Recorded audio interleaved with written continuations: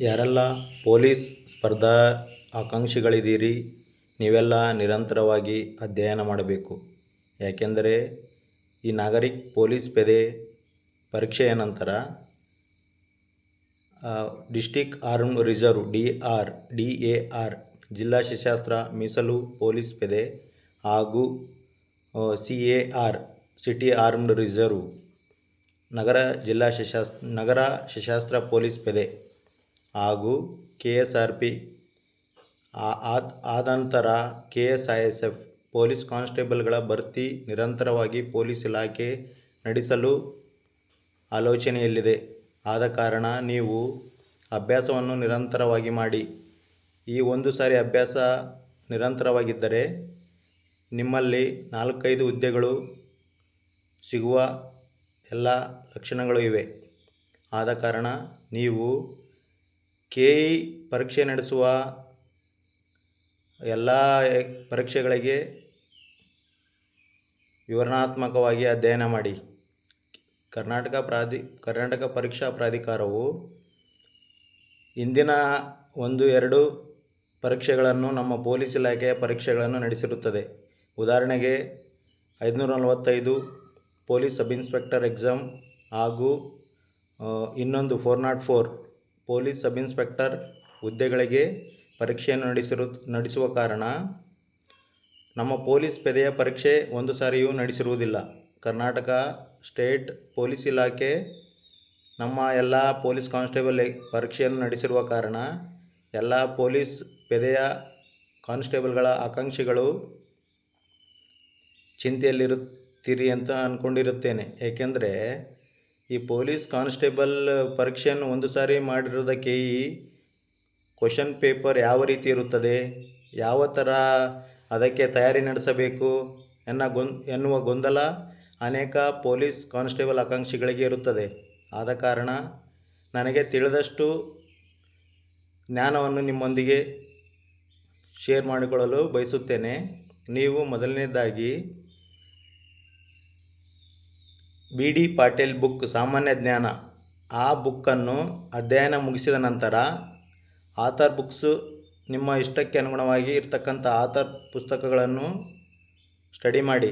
ಒಂದು ಭಾರತದ ಇತಿಹಾಸ, ಕರ್ನಾಟಕದ ಇತಿಹಾಸ, ಭಾರತದ ಸಂವಿಧಾನ, ಆನಂತರ ಕರ್ನಾಟಕ ಭೂಗೋಳಶಾಸ್ತ್ರ, ಭಾರತದ ಭೂಗೋಳಶಾಸ್ತ್ರ, ಪ್ರಾಕೃತಿಕ ಭೂಗೋಳಶಾಸ್ತ್ರ, ಅದರೊಟ್ಟಿಗೆ ನಕ್ಷೆಯ ಮುಖಾಂತರ ಗುರುತಿಸುವ ಎಲ್ಲ ಜ್ಞಾನವನ್ನು ನೀವು ಪಡ್ಕೊಂಡಿರಬೇಕು. ಭೂಗೋಳದಲ್ಲಿ ಕಲ್ಲಿದ್ದಲು ಯಾವ ಪ್ರದೇಶದಲ್ಲಿ ದೊರೆಯುತ್ತದೆ ಅಂತೆಲ್ಲ ಮ್ಯಾಪ್ ಹಾಕಿ ಅದು ಆ ಥರ ಎಲ್ಲ ಪ್ರಮುಖ ಖನಿಜಗಳ ಬಗ್ಗೆ, ಇತರೆ ಮುಖ್ಯವಾದಂಥ ಸ್ಥಳಗಳ ಬಗ್ಗೆ, ಯಾವ ರಾಜ್ಯದಲ್ಲಿ, ಯಾವ ದೇಶದಲ್ಲಿ, ಯಾವ ದೇಶದೊಂದಿಗೆ ಯಾವ ದೇಶಗಳ ಗಡಿ ಹೊಂದಿದೆ, ಯಾವ ರಾಜ್ಯದೊಂದಿಗೆ ಯಾವ ರಾಜ್ಯಗಳ ಗಡಿ ಹೊಂದಿದೆ, ಈ ಥರ ಭೂಗೋಳಶಾಸ್ತ್ರದಲ್ಲಿ ಸವಿಸ್ತಾರವಾಗಿ ಅಧ್ಯಯನ ಮಾಡಿ.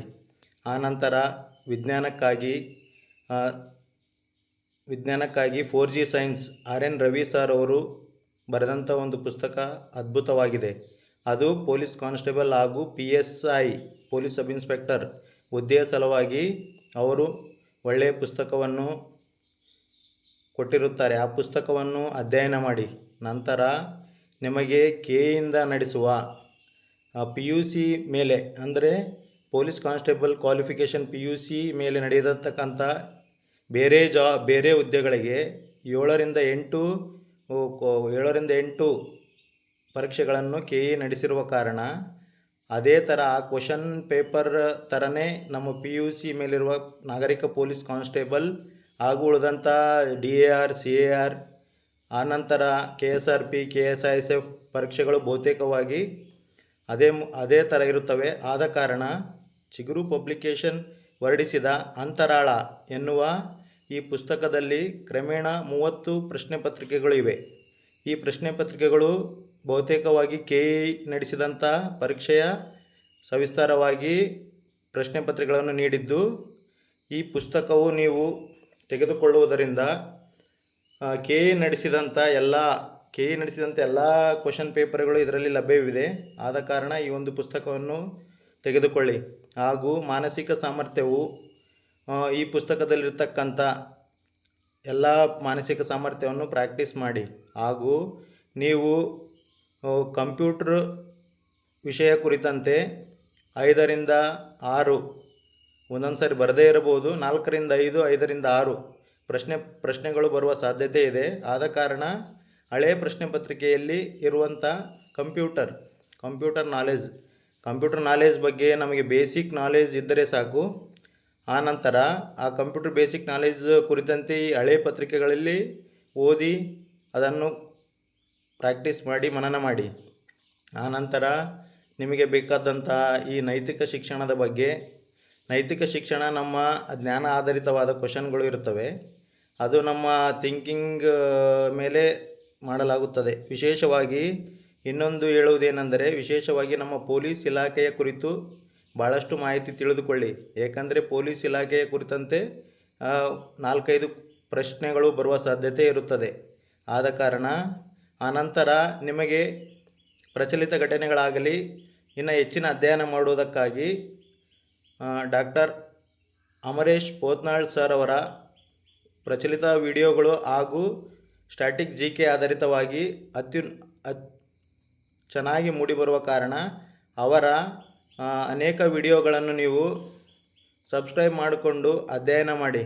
ಅದೇ ರೀತಿ ಎಲ್ಲ ರೀತಿಯಿಂದಾಗಿ ಅಚ್ಚುಕಟ್ಟಾಗಿ ಅಧ್ಯಯನ ಮಾಡಿ ಈ ಮುಂದೆ ಬರತಕ್ಕಂಥ 4ರಿಂದ 5 ಹುದ್ದೆಗಳಿಗೆ ನೀವು ಒಂದೇ ಪರೀಕ್ಷೆಗೆ ತಯಾರಿ ನಡೆಸಿದರೂ ಆ ಎಲ್ಲ 4-5 ಹುದ್ದೆಗಳು ಆ 4-5 ಹುದ್ದೆಗಳಿಗೆ ನಿಮ್ಮ ಅಧ್ಯಯನವು ಸತತವಾಗಿ ಇರುವ ಕಾರಣ ಯಾವುದಾದ್ರೂ ಒಂದು ಹುದ್ದೆಯನ್ನು ಪಡೆದುಕೊಂಡರೆ ನಿಮ್ಮ ಮನೆಯ ಬಡತನದಿಂದ ಮೇಲೆ ಬರಲು ನೀವೊಂದು ಸಹಾಯಕರಾಗಿ ನಿಮ್ಮ ಕುಟುಂಬಕ್ಕೆ ಒಂದು ಆಸರೆಯಾಗಿ ಕಂಡುಬರುತ್ತೀರೆಂದು ಧನ್ಯವಾದಗಳನ್ನು ತಿಳಿಸುತ್ತೇನೆ.